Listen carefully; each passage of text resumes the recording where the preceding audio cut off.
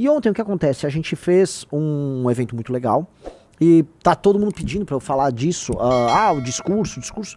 Gente, vocês que acompanham a live, o discurso apenas é uma extensão do que eu falo aqui e lá, né? Eu não mudei uma vírgula do que eu dito aqui e lá. E talvez a novidade tenha sido essa. Eu fui muito cuidadoso para não falar palavrões, mas eu basicamente falei o que eu acho para pessoas, autoridades, para forças policiais, e o que aconteceu é que todo mundo concordou. Na real, todo mundo concordou. E a imprensa ali presente reportou. Eu ia pedir pra vocês não xingarem a Folha de São Paulo. Real, tá? O tempo já passou, aquela época, a Folha nos ataca. Gente, a função do jornalismo, em grande medida, é atacar. E a gente vai ficando velho. Quando você vai ficando velho, você vai relaxando o espírito. Não, desculpa, não relaxando o espírito. Você vai descobrir que você não precisa tensionar tanto. A função do jornalismo é bater na gente, e às vezes é ser injusto, sim.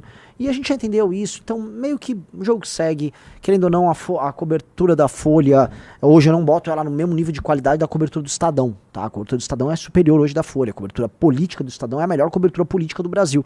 Dito isso, a Folha fez uma matéria e o importante é o seguinte, as pessoas estão falando sobre prendeu, matou. Se o juízo de valor deles, que é dentro das premissas antigas de um certo liberalismo pós-ditadura militar, em que você fala o tempo todo de direitos humanos e tal, isso tá na cabeça dos jornalistas, a nossa função é mostrar pra eles que esses paradigmas eles estão mortos, tá? A gente fala tanto de direitos humanos e impedir que o Estado faça uso da força de maneira desproporcional, que a gente descobriu que a gente tá recebendo a força dos bandidos de maneira desproporcional. E a gente quer se defender só. E o que eu tô propondo é uma coisa muito simples, eu tô propondo uma declaração de guerra. É uma coisa simples, singela. Olha, eu quero declarar guerra ao crime organizado. Quero uma declaração oficial de guerra. Como é que funciona? Chama e tragam os juristas aí. Eu quero declarar guerra ao crime.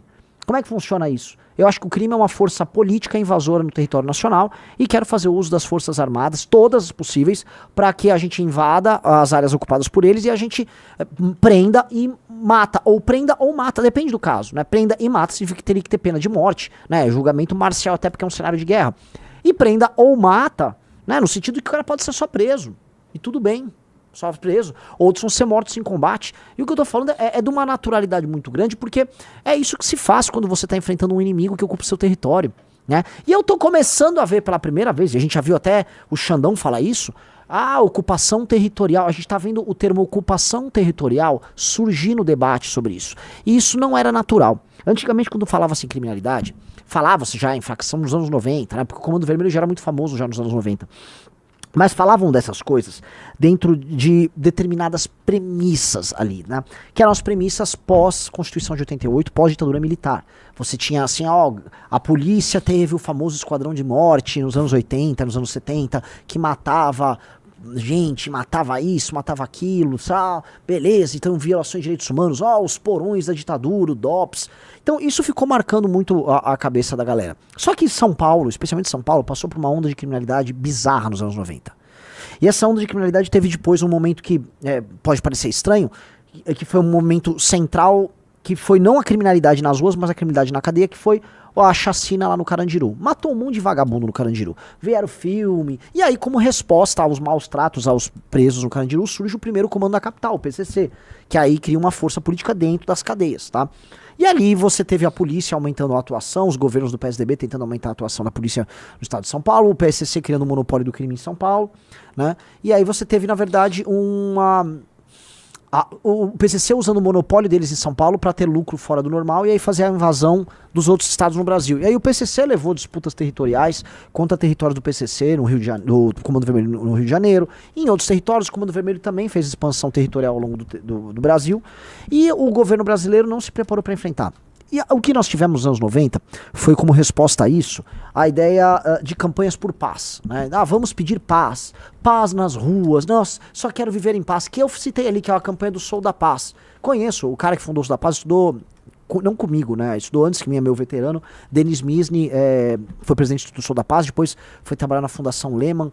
É um desses caras famosos que ficam trabalhando nessas fundações com dinheiro gringo pra gente sabe o que, né? O Sou da Paz recebeu dinheiro, se eu não me engano, da Fundação Ford, que financia a guerra cultural e guerra racial em outros países. E, enfim, na prática, a agenda deles era isso, vamos paz. E aí a agenda de paz terminou com um referendo em 2005, que era o referendo das armas, né? Do direito de posse e tal, das armas. A população queria as armas. Aí não, mas vamos desarmar, não sei o que, ficou aquela conversa meio mole, o Lula meteu ali um decreto ali, e o assunto não foi mais mencionado por muito tempo. Então, o tema ele foi mudando, né, a forma como ele foi sendo abordado ao longo dos anos. Aí veio esse discurso, que é um discurso que a esquerda queria e parte do movimento liberal / libertário começou a trazer, que é o vamos legalizar, porque a única forma de você parar com a guerra às drogas é legalizando as drogas, que é um argumento, né, que parte de uma premissa errada, que é a premissa de que o negócio das facções é apenas as drogas. Não, as drogas são o meio pelo qual esses grupos políticos geraram monopólios, né, e tiveram lucros fora do normal, e aí eles fizeram as ocupações territoriais e eles se tornaram donos de territórios. E a gente explica que o negócio, o grande lance é ser dono do território, quando surge uma resposta política a eles que são as milícias, e essa resposta política começa a fazer ocupação territorial sem precisar de traficar droga. Hoje tem milícia que trafica droga no Rio, pra ser claro, mas eles não precisavam anteriormente. Ou seja, vale muito a pena fazer ocupação territorial, mesmo sem ter o tráfico de drogas como, vamos dizer, uma atividade. Então, a atividade do tráfico de drogas, na verdade, é uma atividade meio. E a atividade fim deles é a ocupação territorial e criação de complexos políticos em setores das periferias do Brasil. E esses grupos, então, eles passam a ocupar, que eu cito a ocupação horizontal, a ocupação vertical. Eles ocupam horizontalmente o território e verticalmente as instituições. Então, né, imagina que as instituições, imagina que assim, sei lá, o governo federal está no topo, aí você vai descendo, né, toda a hierarquia do judiciário, executivo e legislativo, até chegar nas esferas municipais, né, passando por autarquias, empresas e tudo, né. Essa hierarquia que você vai seguindo até o topo, na base até o topo, é o que eu chamo de invasão vertical. Então eles vão invadindo verticalmente e subindo no topo. Por exemplo, a ONG da Dama do Tráfico rodando em Brasília. E horizontalmente, ocupação territorial. O Comando Vermelho, por exemplo, faz muito mais ocupação horizontal e o PCC faz muito mais invasão vertical. Só que nessas duas coisas você tem um processo de tomada do Estado brasileiro. Logo, pra mim, a única coisa que tem que fazer é matar eles. E aí eu falo isso, e a galera falou, não, muito bom, saia presidente. É que assim, eu só tô falando óbvio. Sabe, eu não tô falando nada demais, não é uma grande reflexão. Isso é só óbvio. Nós temos que retirar eles do comando territorial do Brasil. Eles estão tomando muitos nacos do território brasileiro. E por mais que você olhar o mapa, se você olhar assim, né, fazer uma análise, você fala, nossa, são vários pontinhos. Não é que eles têm, 10% do território brasileiro. Não é assim que funciona. Né? Os pontinhos que eles dominam têm uma alta densidade populacional. Eles ocupam regiões, na prática, vamos dizer, muito habitadas. Então você vai pegar a periferia de São Paulo, que o PCC tem comando de várias regiões periféricas de São Paulo. Ora, boa parte da população de São Paulo vive nessas periferias. Boa parte do Rio de Janeiro vive nas favelas e na Baixada. Então se você vai olhar em termos de população, dado que eles ocupam, por exemplo, a região metropolitana de Belo Horizonte, Fortaleza, Salvador, tudo, você está falando assim, dezenas de milhões de pessoas vivem sob o jugo do crime organizado. São dezenas de milhões de pessoas. Então você fala, opa, pera um pouquinho. Não, nós não sabia que a brincadeira era tão grande. A brincadeira é bem grande. Brincadeira é bem grande. E eu tô falando diretamente. Se eu falar indiretamente, aí o número estoura, né? Porque todo mundo que vive em alguma região metropolitana no Brasil tem que lidar com as consequências do crime organizado na vida delas.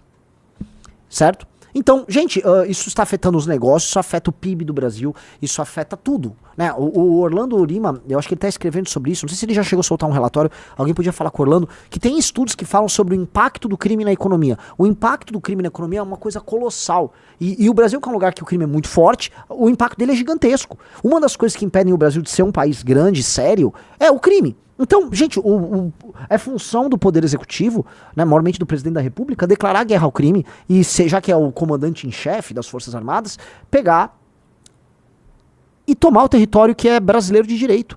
Ora, aquelas pessoas que vivem na Baixada Fluminense, que estão vivendo em regiões tomadas pelo crime, aquelas pessoas são brasileiras, certo? Então a função do chefe de Estado brasileiro é resgatar elas, certo? É resgatar, é um resgate. Então ele tem que declarar guerra e resgatar. Você está entendendo que o que eu estou propondo, o que eu estou falando repetidamente, é uma ruptura com várias visões sobre crime que estavam, vamos dizer, se amontoando no Brasil? A visão do sou da paz, vamos pacificar. A visão dos direitos humanos. A visão do vamos colocar na cadeia para recuperar. Não adianta punir, tem que recuperar. A visão do não, legaliza as drogas. Isso tudo são visões fictícias. Porque o que interessa aqui é, nós temos que destituir o comando que essas facções têm sobre regiões do Brasil e eliminar eles verticalmente, ou seja, desculpa, horizontalmente, se eu tomar os territórios, e verticalmente, tirar todo mundo que está infiltrado deles dentro do Estado brasileiro. Vocês vão descobrir promotor, vocês vão descobrir juiz, vocês vão descobrir delegado de polícia. Gente do céu, pô, eu preciso falar uma parada pra vocês, né? Eu já contei essa história aqui. Eu já fui achacado por policial civil, tá? Da Narcóticos de Jundiaí. Cito o nome, tá? Cito o nome porque eles achacaram, botaram droga na empresa do meu pai, prenderam meu pai e me achacaram. Eu prendi eles. Antes de fundar o MBL, eu prendi esses filhos da puta. Ricardo, um dos policiais. Tá? Prendi, cito o nome, quero que vão tomar no cu deles. Prendi. Eles trabalhavam com os traficantes. Então, cara, policiais civis trabalhavam com traficantes sim. Isso acontece, galera. Então, você tem que pegar esses caras que estão infiltrados, você vai pegar eles verticalmente, e você tem que pegar horizontalmente também. Que é a ocupação territorial. Isto eliminou isso. Penas. Aí depois assim, você declara guerra, aí depois você vai ter penas duríssimas. Duríssimas. Você tem que ter um estado meio que quase de terror pós-guerra, em que tem uma regra nova aqui. Acabou a putaria. Ah, roubou um carro? Mano, prisão, 40 anos na cadeia. 50 anos na cadeia. O cara tem que, assim, não, meu Deus, melhor eu trabalhar e tal. Aí beleza.